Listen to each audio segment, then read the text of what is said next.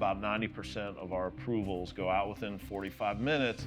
And I think that's important from the business owner, because from a business owner's perspective, it's, I got a growth opportunity. Just tell me whether you think you can do it or not. And if you can't do it, I'll go figure it out somewhere else. Probably about 60 to 70% of the businesses that find us are looking at some type of growth opportunity. Talk about that last piece. Once you get funding, how do you manage that going forward? Because that's ultimately going to be a source for additional capital down the road. The business owner is trying to think through, I've got a growth opportunity. How do I execute this? And typically when the growth opportunity lands in their lap, they don't have 6 months to go find capital. They often have less than 2 weeks. Welcome to Spotlight Sioux Falls, where culture meets commerce and the people behind our favorite places get the mic. We're your hosts, Melissa Goodwin and Steve Schmidt, and we're sitting down with the makers, doers, and dreamers shaping the soul of our city. From storefronts to side hustles, tattoos to tech startups, we are telling the stories that make Sioux Falls shine. Because behind every business is a human story, and those stories, they're what make our community feel like home. This is Spotlight Sioux Falls. Welcome to today's edition of Spotlight Sioux Falls. We are here at Expansion Capital Group right off of I-29, and I am here with Tim Mages, the CEO of Expansion Capital Group. Now, Expansion Capital Group is kind of where a Midwest grit and heart meet fintech speed. So we're going to dig into that a little bit more today. Great. Thanks for being on the show with us. Thank you for having me. Love what Steve and you are doing. Content is great, and profiles in the community, small businesses that you've portrayed is absolutely awesome. It's been really, really fun. We get to meet a lot of really cool people like you. So that part's been really rewarding. But I want to know a little bit more about you. I don't imagine that you kind of grew up dreaming of bank statements and spreadsheets. So tell us a little bit about your journey coming from, where you came from. Sounds like you came from Buffalo. Is that right? No, well, Buffalo's where I was born, but I actually spent the bulk of my career in Atlanta. Okay. Always have been in financial services. Early on, was an investment banker, and then spent about 5 or 6 years at various debt funds, all with the common theme of working with small businesses over the course of my career. How I actually landed in Sioux Falls is actually a pretty funny story. The last debt fund that I was with, they basically came to me in July of 2014 and said, hey, we're not raising another fund. We've got to let you go. And the very next day, a former client of mine calls me and says, what are you doing? And I kind of sat on the phone and I said, what did you hear? And he said, nothing. And I said, well, I just got let go yesterday. And he said, great, I invested in this business in Sioux Falls. Small business lender. Can you maybe help us out with capital markets and bring some of your expertise from that perspective? So it was kind of God's way, I guess, of maybe getting me to Sioux Falls. So I've never had a friend call me after an incident like that. Well, and for the record, I hadn't talked to the guy in 2 years. That's why it was so surprising. Wild. So that's amazing. Sometimes things just work out. Sometimes things work out. What is a debt fund? What is that? Tell us, for those that maybe are watching who don't know what that is. So the funds that I was with, and it kind of blends into what Expansion Capital is doing, funds that I was with at the time, we were SBIC funds, which was part of the SBA program. Okay. And so originally it started out, you would go and provide maybe a couple $100,000, maybe $500,000 to small businesses. As those companies grew, though, or as the debt funds grew, they were basically raising money from investors as well as raising money from the SBA. The SBA started saying the funds need to be bigger. You can't deploy $200,000. You got to deploy $5 million. So as you think about it, a lot of the businesses that I would say are small businesses in this country, below $10 million, as that program ramped up, they kind of left small businesses behind. And so that's really part of the void that ECG has come to fulfill. So now it seems like the through line for ECG. Maybe you can tell us a little bit about how ECG was formed and the story behind that. But it seems like there's a through line of we've been there. We know kind of your experience and we understand your position as a business owner. Can you tell us a little bit about that? Sure.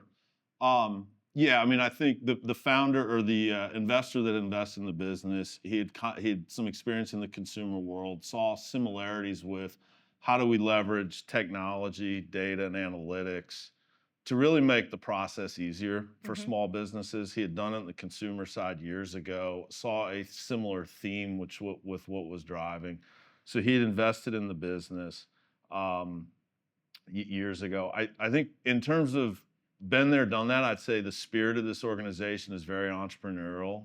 Many of us that either run departments or run various aspects of the business, we've got that entrepreneurial spirit that we see with many of our small business customers.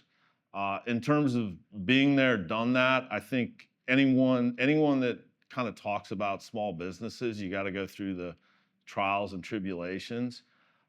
We certainly went through that in COVID, right? We were kind of at the epicenter Hmm. of what happened with majority of small businesses being shut down in this country. And so, we spent years prior to COVID going through various sensitivities of, okay, let's look at the business, let's think about downsides and manage the ebbs and flows of the business, like so many small business owners in this country do.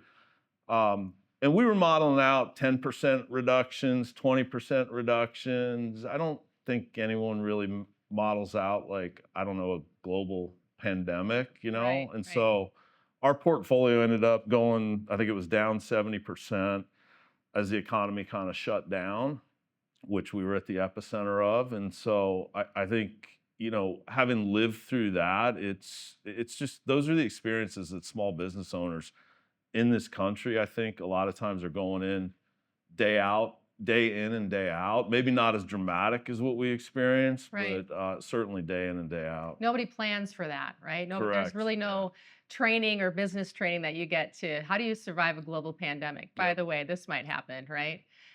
So tell us a little bit about the companies that you work with. Who are the kinds of companies that you work with? What size? Where are they at geographically? Can you Sure. talk to us about that? So we provide capital to businesses on a national basis, so all 50 states. Okay.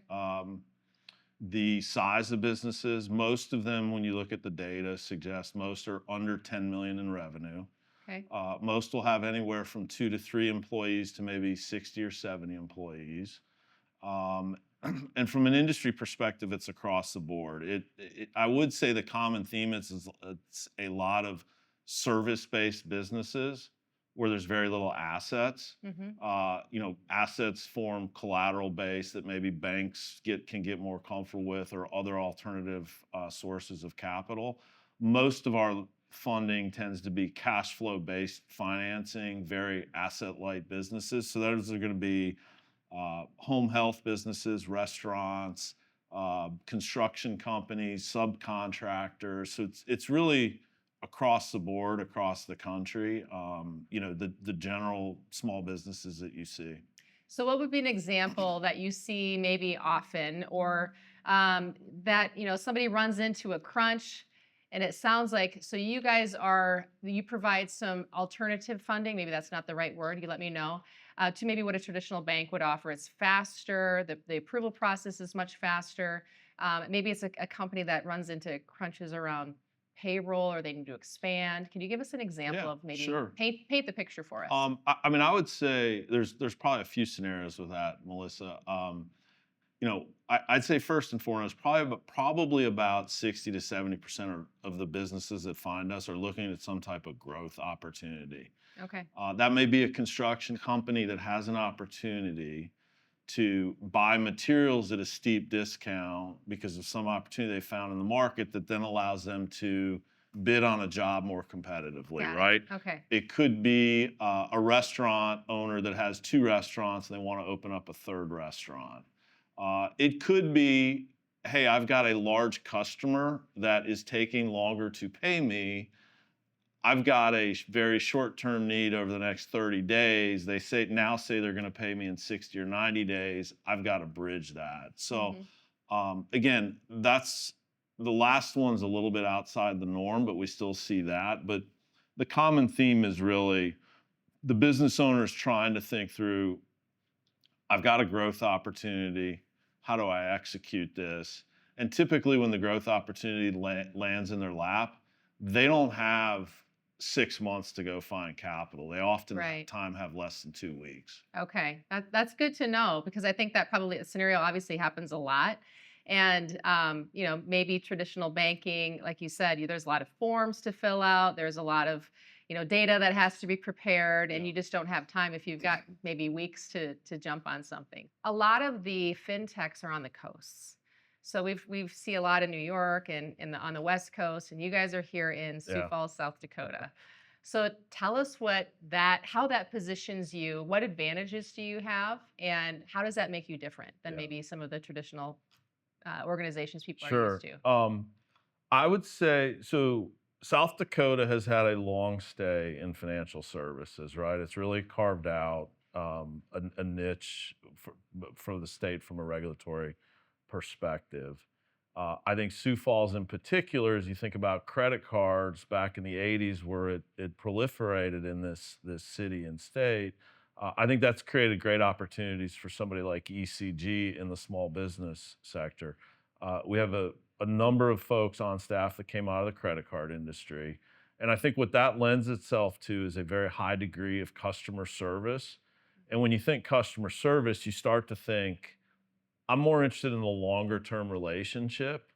And again, I'm not saying every organization on the coast are like this, but I think the general theme or the difference is high degree of customer service, much more focused on the long game versus maybe very transactional in nature. And I think the culture, the people, the credit card industry was very much like that. I think that has really been a mainstay of like the success that we've been able to have as a fintech in the Midwest. Yeah, you just don't think of the Midwest as maybe a place where fintechs would thrive, but people here are cooler. We're nicer, right? Definitely, definitely. If you're gonna call someone on the phone, you want to call somebody from the Midwest. They're probably gonna go the extra mile to take care of you, I'd Yes, imagine. exactly. Mom's apple pie is what I say. There you go. Or maybe it's grandma's, but What? Yeah. yeah, Either one is either pretty one. good. Yeah, Better than mine. We'll put it that way. So as you think about trust, and fast capital kind of has a bad connotation in some circles. Not necessarily all, but people think fast cash. They're like, "Ugh, I don't know. I don't know if I want to go there." How do you help people overcome that maybe concern about getting fast capital and what that means and the implications of that? How do you help build that trust and keep that trust? yeah. I think right. Financial services and money is always going to be about trust with your customers. I think the benefit that we have in terms of developing that trust is we're a very data driven organization, so we're constantly leveraging data and assessing different situations in terms of what's the growth opportunity, how are they going to use the capital. So I think right, all those discussions in terms of building the trust, I think it's much easier to have those direct conversations with customers when you're as data driven of an organization as we are. There doesn't really need to be emotions in the discussions, right? I Mhm. think it ultimately becomes very fact based in terms of here's what we're seeing, here's why. And so I think the small business owners, they know generally what's going on with their business. And when Sure. we can point things out that's based on data, not emotions, I think it just lends itself to it enhances your reputation, and I think they respect you more in terms of maybe they don't work with you today, but they'll come back and want to work with you in the future.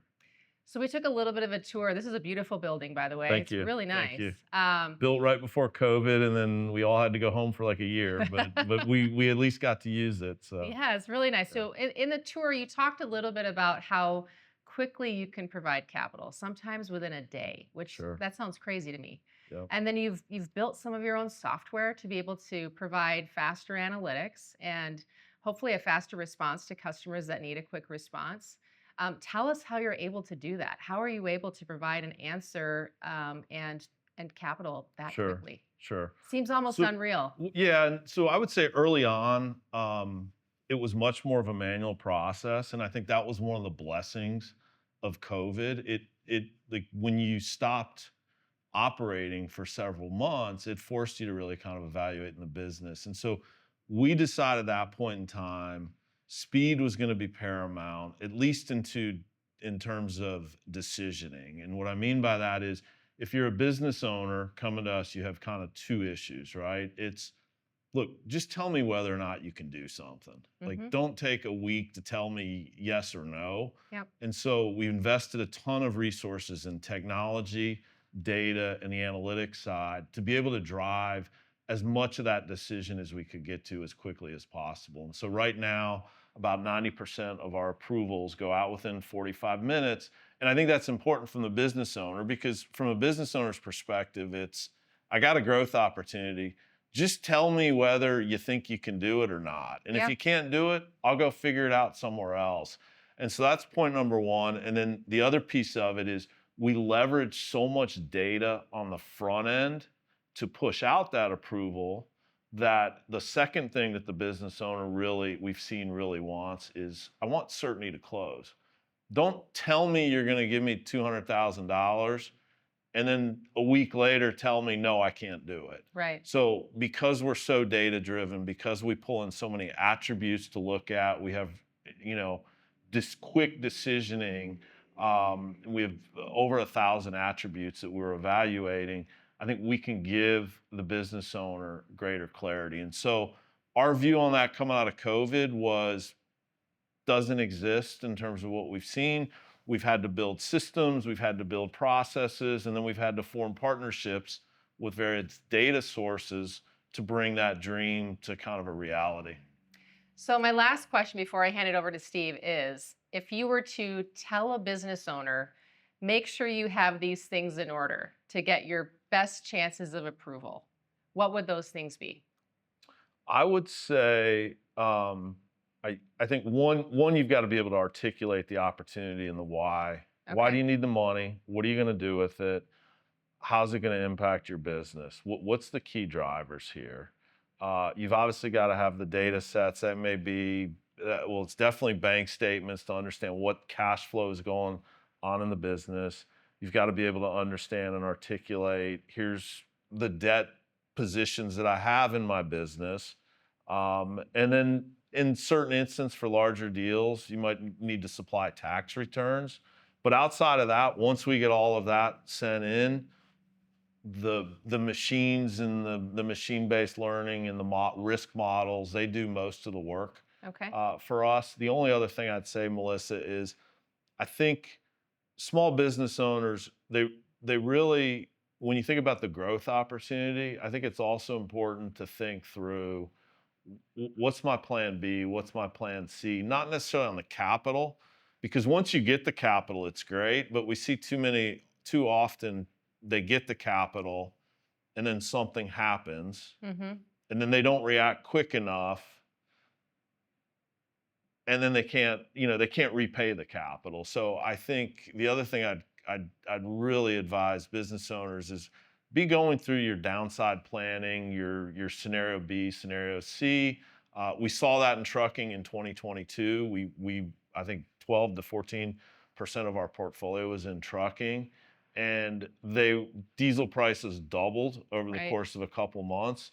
And many business owners in that category, even though they had the capital, they were very slow to react. So again, that's on the application side, but then I think it's also just as important to talk about that last piece. Once you get funding, how do you manage that going forward? Because that's ultimately going to be a source for additional capital down the road.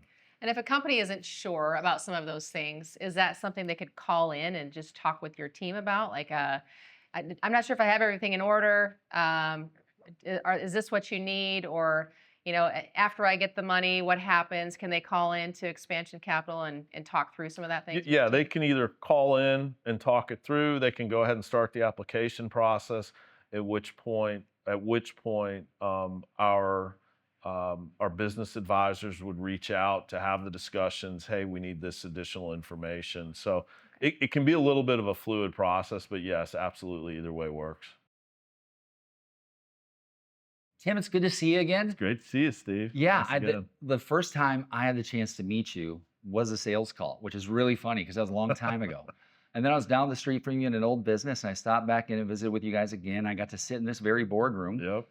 It was a little different though. I know so much more about your business than we do, and now our job is to make sure everybody in Sioux Falls has a similar sort of understanding of what you do. But it's got to be the people. So you're building people, not a product. You're doing things like Office Olympics, a Unicorn Day, Mhm. chair soccer. Those aren't easy to pull off and be consistent. But bring me into that world for a second. Sure. Yeah, I think so first of all, the chair soccer got us in trouble because I think we put a hole in the wall. So that was a little interesting. I think HR was not real happy about that. But no, I think for me, for us as a leadership executive team, I mean, culture is everything. I think there's a saying out there. I think it was Peter Drucker. I might be wrong on that, but culture eats strategy for breakfast. Yep. So to us, culture's everything, right? And so, like the Office Olympics was formed several years ago. It was really on the premise of how do we make things fun, make things energetic, non-work related, but really try to use it as an opportunity to bring people together, to build relationships. Yeah. Because like my view is the better relationships you have with folks in other departments, the more collaborative you're going to be when problem solving needs to come to the table on a real business issue. Mm-hmm. The funny thing on the Office Olympics is, when we first formed that, we formed teams of 3 to Mhm. compete, various, exercises that they would go through.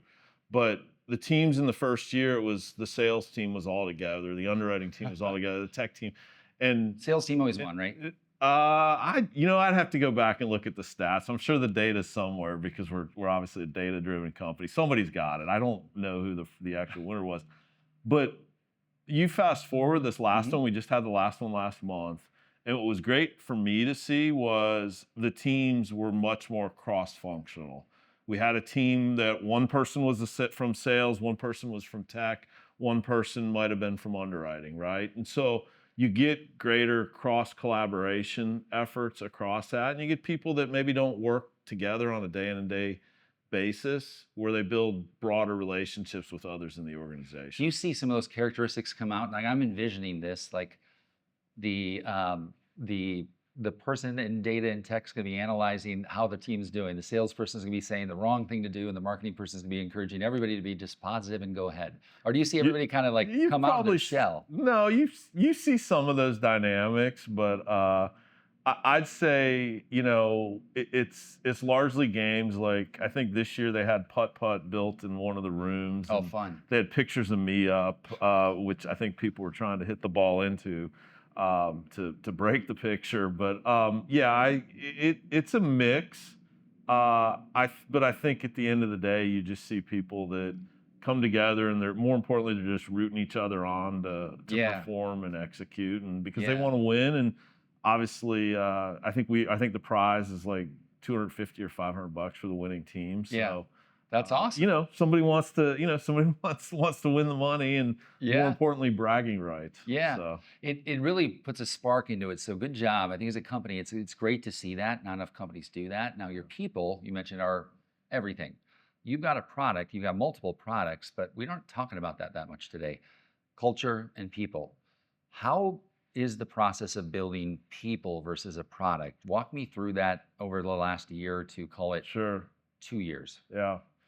Um, I think part of it goes back to the Office Olympics question, Mhm. but I think more importantly, right? I think one of the things that's interesting for a lot of the people in this organization is I think historically, especially when we were much smaller, Mhm. people really developed kind of trial by fire. Mhm. And it was, I've got this project or I've got an issue, I got to figure it out, and I got to figure out myself. Yep. And as we've grown, I think one of the great things that we've seen as a leadership team is I think that collaboration has come much more into the fold, number one. But then just as importantly, I think people are starting to recognize that we have scaled. Mhm. I may not have an expertise on this particular topic. Rather than make a decision, I'm going to bring in people who maybe have different strengths than me. Yeah. So again, it's truly like that team concept of 1 + 1 = 3. And I think the best thing, the greatest thing that I've seen is you're seeing project teams that people are coming in and contributing with different perspectives. And what that ultimately does is it just gets us as an organization to the right solution. Yeah. For not only us, but for our customers. Well, in particular, the trucking industry, right? Restaurants, you have a lot of book of business, call it, in those industries. Why do you guys root for, call it, those underdogs? What makes those Sure. customers such a great fit for you? Yeah, I mean, I think fundamentally, I think we just, like, we were a small business once ourselves, and I Yeah. think we just believe, like, number one, I would never bet against the American small business Yeah. owner. Yeah. They're some of the most tenacious, they're some of the most creative people in this country. And at the end of the day, they're going to figure it out, right? And they're going to go through ups and downs, but they're going to figure it out. And so I think what's really rewarding for us and why we do it, if you look at who's the driver of employment growth in this country, I think small businesses are 60 to 65% of the employment growth in this country. And so, right, though that excites us, our team, in terms of knowing that our capital is driving job growth, driving more people getting hired, which ultimately then is helping families, right? So I think there's a lot of dynamics there, but in terms of, like, fundamentally, I think we just have a general belief that small businesses will figure it out, and they should have the right to at least have access to capital. Yeah, for sure. Now, and access to capital from a company in the Midwest, in Sioux Falls. Melissa alluded to it earlier. There's a certain set of values that each region in the country has. I would say none are better than the other ones, because when you live there, the ones you have here, honesty, integrity, things like that really stand out. Like, how do you embrace that culture that's sort of native to this city and pull out the best of the best and get them here? Yeah, I mean, look, I think financial services, culture, a lot of it boils down to, the two words we'll use a lot of are trust and transparency. Yeah. We try to be transparent internally. Whether it's metrics, whether it's projects, it's just a transparent, open, honest dialogue. Yeah.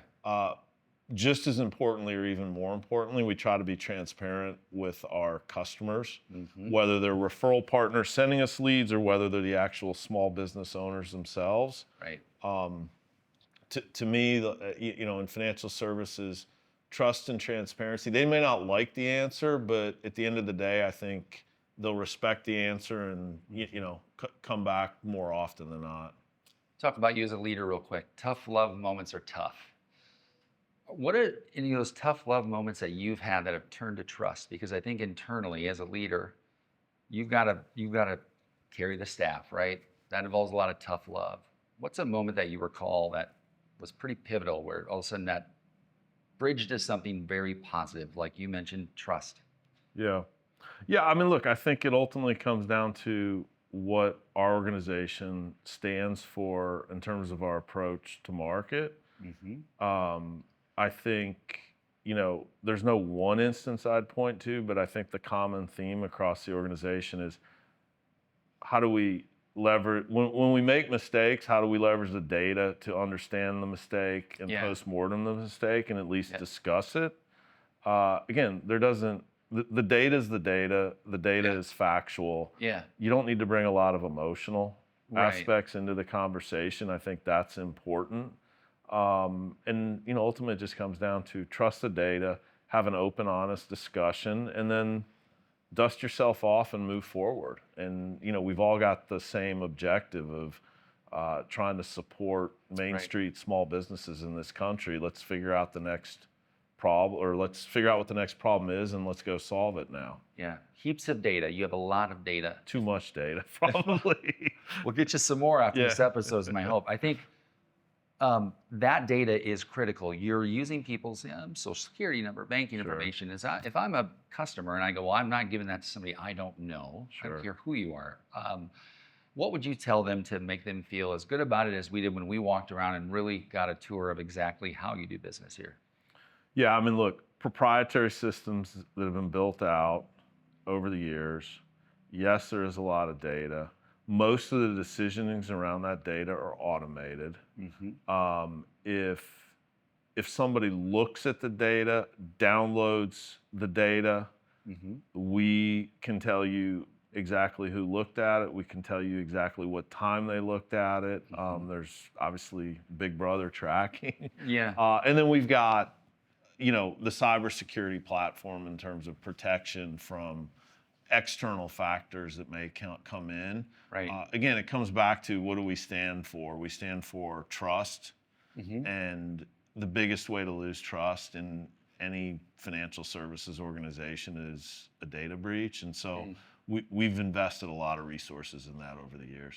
You just locked in a $100 million credit facility. That's a big milestone. What do you actually want to do with it specifically? Yeah, that was a transformational transaction for us, for the organization. I would say the partner that we've locked that in with, we're 6-7 months into that. They've been a great partner.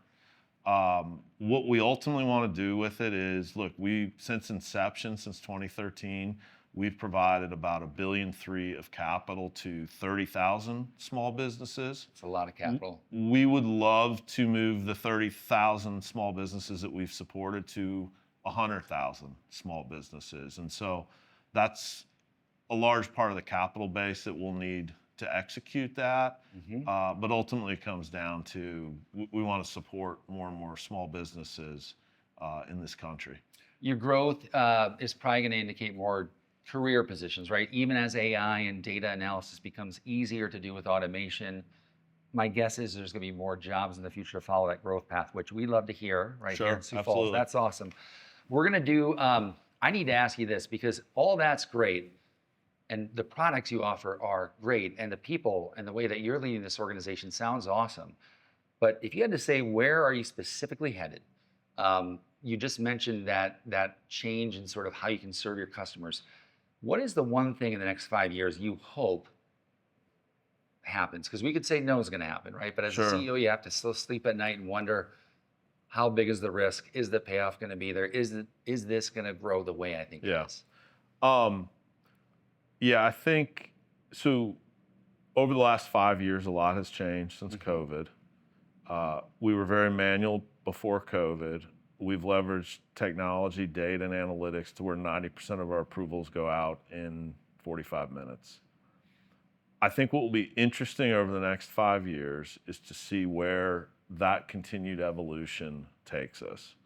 The example that I would give you that we talk about, again, it's not doable today from what we've seen, but how can a business owner who works Monday through Friday on their business come in and apply Saturday morning at 10 a.m. and could they be funded by 10:05 a.m. with money in their account? That would save their weekend and their save family the weekend stress. And think about, and I got to go pull all these documents, and again, they would still have to do that, but right now, if they apply on a Saturday, they may get funded Monday, they might get funded Wednesday. It may be 2 weeks later, but at least, and again, I'm not saying every small business owner will take that path. Right. Some may want to opt out and go the route of actually speaking to a business advisor. But there are some out there that, I've got 20 priorities I've got to solve during the week managing and running this business.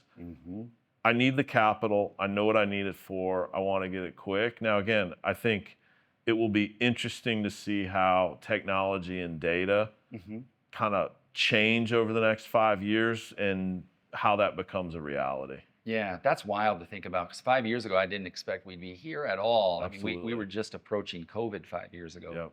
Not there yet, right? So, and the world has changed, definitely. Yep. You guys have driven the change here locally, and that's awesome to see. Now, I want to, if someone's out there listening to this right now and they want to take the first step and they're like, how do I do everything you just talked about? Where would you send them? Is it a resource? Is it a certain website? Is it a particular article to say, start here? Yeah, I mean, look, I think our website's got a lot of information on it. You can apply through the website, www.ecg.com. you can opt out and speak to a business advisor who will walk you through the process. We have a number of options available in terms of capital. And look, at the end of the day, it's not about us pushing our product on you, but it's about us understanding your business, understanding what your growth objectives are, understand where you're trying to take the business, and understanding what are the right options for you as a business owner, and working through those with you. I saved a story for you, so it's not a question. I want to watch your face when I talk about this. I don't know if you recall it like this. I met you because I applied for financing via one of your partners online. You called me and walked through, one of your people did, and did a really good job of telling me all the options that you had and everybody else in the world, down to the local bank. I then got a chance, you guys invited me in, even though we weren't going to do business, just to get a tour of the facility and kind of talk through like, hey, what's going on? And Sure. just some general advice. That's really big. And that's where the impression was made with me, in particular with you and the team, down to how I was greeted at the door. And I just think that's the full circle of this moment right now, is going, I've been there. I've interacted with your team, although it didn't end up in a transaction. Everything you're saying is checking the boxes with my experience. So that's awesome. It's good to hear. Trust. Yeah, well, I don't think a lot of other companies are going to do that. That was Yeah. extensive. I don't think I was that much of a coveted customer, but you guys just felt like, hey, this guy needs a little bit of education. He's curious. Let's have him in for a half hour. It's absolutely. awesome. So thank you. Now let's leave the audience with something pretty light, because we talk a lot of things: money, trust, security. What's one thing here that's made you genuinely laugh? Like when you recall back to it and you're like, that was pretty damn funny. Well, I think I have to go with the most recent occurrence. Our COO had put a bet on the table about our collections team hitting a goal. And there was a huge debate over whether it was hit the goal in April or just hit the goal. Yeah. And it ended on my desk, and my comment was, nobody got this in writing. Like, there's no contract in place. So there was a huge argument and debate over that. The fact of the matter is the team did not hit the goal in April, but they did hit it in May. And the bet was that he was supposed to dance. Our COO was supposed to do a dance. And so long story short, before all hands, he had committed that he was going to go ahead and do the dance, even though he thought it was April. But he fell on the sword and he said, I'm going to do the dance during all hands. I'll come in late. And we always serve like food before all hands. Yeah. And I was behind line with the manager, and she looked at me and she was spitting nails. She was like, Tim, a goal's a goal. Like, we hit the goal, like man of his word, blah, blah, blah.